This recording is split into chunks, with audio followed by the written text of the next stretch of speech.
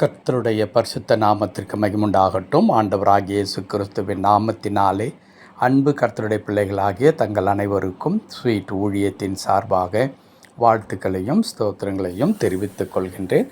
ஆதியாகமத்தின் புத்தகம் 26ஆம் அதிகாரம் 12வது வசனம். ஆதியாகமம் 26ஆம் அதிகாரம் வசனம் 12.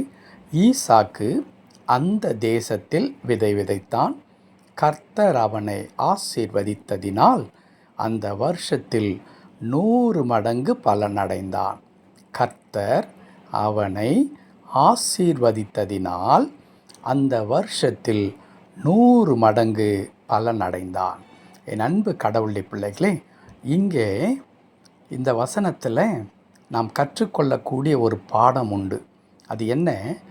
மனுஷனுடைய பிரயாசம், கடவுளுடைய அனுகிரகம், அதனால் மனுஷருக்கு ஏற்படுகிறதான நன்மைகள், இதைத்தான் இந்த வசனத்தில் நாம் படித்து கொள்ள முடியும்.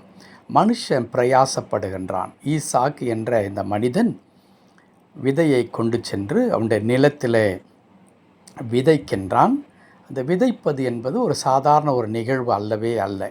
கரத்தில் இருக்கிற விதையை கண்ணுக்கு தெரிந்த இடத்தில் கொண்டு போய் அப்படியே தூவி விட்டு வந்துவிட முடியாது.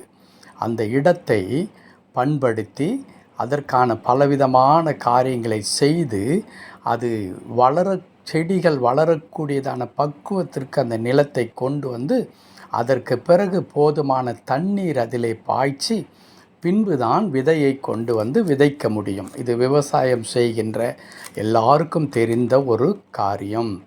ஆண்டவராகிய இயேசு கிறிஸ்து எடுத்துக்காட்டாக இந்த விதையை குறித்து பேசும்பொழுது புதிய ஏற்பாட்டில் அவர் சொல்லுகிறார், சில விதைகள் கற்பாறையில் விழுந்தது, சில விதைகள் முட்கள் மத்தியில் விழுந்தது, சில விதைகள் வழி அருகே விழுந்தது, ஒரு சில விதைகள் நல்ல நிலத்தில் விழுந்தது என்று சொல்லி, அங்கே நல்ல நிலத்தை தவிர மற்ற இடத்தில் விழுந்த விதைகள் வளரவில்லை என்றும் நல்ல நிலத்தில் விழுந்த விதை வளர்ந்தது என்றும் குறிப்பிடுகின்றார்.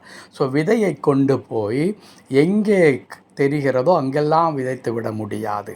ஆனால் அது ஒரு மனிதனுடைய பிரயாசத்திற்கான ஒரு அடையாளமாக அது இருக்கிறது. மனிதன் முயற்சிக்கிறான். ஆனால் அதே நேரத்தில் அந்த முயற்சியானது திருவினையாக்க வேண்டும். அந்த முயற்சியானது அவனுக்கு பலனை கொண்டு வர வேண்டும் என்றால் அவனுக்கு இருக்க வேண்டியது என்ன? கடவுளுடைய அனுகிரகம், கடவுளுடைய இரக்கம், கடவுளுடைய ஆசீர்வாதம். அப்படிப்பட்டதான கடவுளுடைய அந்த நன்மைகள் இல்லாமற் போகுமானால் ஒரு மனிதன் எவ்வளவு முயற்சித்தாலும் அவன் வாழ்க்கையில் வெற்றி பெற முடியாது, முன்னேறவே முடியாது. மனிதனை அவனுடைய பிரயாசத்தை ஆசீர்வதிப்பதற்கு ஆண்டவருடைய இரக்கம் மிக மிக அவசியம். இங்கே ஈசாக்கு விதை விதைக்கின்றார். கர்த்தர் அவனை ஆசீர்வதித்ததினால் அந்த வருஷத்தில் 100 மடங்கு பலன் அடைந்தான். அவன் பிரயாசங்கள் ஒன்று வீணாய் போகாமல் 100 மடங்கு அங்கே பலன் அடைக்கிறதை நாம் பார்க்கிறோம். 1ஆம் சங்கீதத்தில் தாவீது இப்படி குறிப்பிடுவார், அவன் செய்வதெல்லாம் வாய்க்கும். யார்? கர்த்தரால் ஆசீர்வதிக்கப்படுகிற ஒரு மனிதன் செய்வதெல்லாம் வாய்க்கும். இந்த காலை நேரத்தில் என் அன்பு கடவுளுடைய பிள்ளைகளை, இந்த வசனத்தின் மூலமாக நீங்களும் நானும் கற்றுக்கொள்ளக்கூடிய ஒன்று உண்டு. ஒருவேளை இந்த வசனம் அதிகமாக நமக்கு நன்றாக தெரியும்.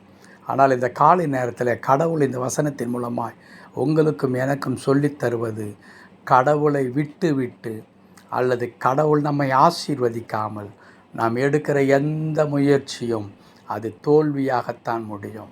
ஒருவேளை அது அற்ப காரியமாக இருக்கலாம், சின்ன காரியமாக இருக்கலாம். ஆனால் அந்த முயற்சியை கடவுள் ஆசீர்வதிப்பார். ஆனால் அதை தடுக்கும்படியாக எத்தனை சக்திகள் அதற்கு விரோதமாக போரிட்டாலும் செயல்பட்டாலும் பலனும் ஆசீர்வாதமும் அது நம்முடையதாகவே இருக்கும். ஏனென்றால் அதை ஆசீர்வதிக்கிறவர் கடவுள். உங்கள் வாழ்க்கையில் சின்ன காரியமோ பெரிய காரியமோ, குடும்பத்தில் எந்த ஒரு செயலாக இருந்தாலும் தயவு செய்து கடவுளை விட்டு நீங்கள் முயற்சிக்காதீர்கள். ஒருவேளை நீங்கள் படித்தவர்களாக இருக்கலாம், பணம் படைத்தவர்களாக இருக்கலாம், திறமைசாலிகளாக இருக்கலாம், உங்களுக்கு மனிதருடைய பலன் அதிகமாக இருக்கலாம், எவ்வளோ காரியங்கள் உங்களுக்கு அனுகூலமாக இருக்கலாம். ஆனால் கடவுள் இல்லாமல் போனால் பிரயாசம் விருதாவாய் போகும். ஆகையால் உங்களுடைய பிரயாசத்தில் கடவுளை சேர்த்து கொள்ளுங்கள். அப்பொழுது அது சின்ன காரியமாக இருந்தாலும் கர்த்தர் அதை ஆசீர்வதிப்பார். நீங்கள் வெட்கப்பட்டு போக மாட்டீர்கள். நீங்கள் ஆசீர்வாதமாகவே இருப்பீர்கள். ஜெபிக்கலாமா? கிருபை நிறைந்த நல்ல ஆண்டவரே, ஈசாக்கை ஆசீர்வதித்த கடவுள் எங்களுடைய கரத்தின் பிரயாசங்களையும் நாங்கள் எடுக்கிற ஒவ்வொரு முயற்சியும் எங்களை ஆசீர்வதித்து எங்களை உம்முடைய கர்த்தாவை ஆசீர்வாதத்தினால் நிரப்பியறலும் தொடர்ந்து பொறுப்படுத்திக் கொள்ளும். மீட்பர் நாமத்தில் பிதாவே. ஆமென், ஆமென்.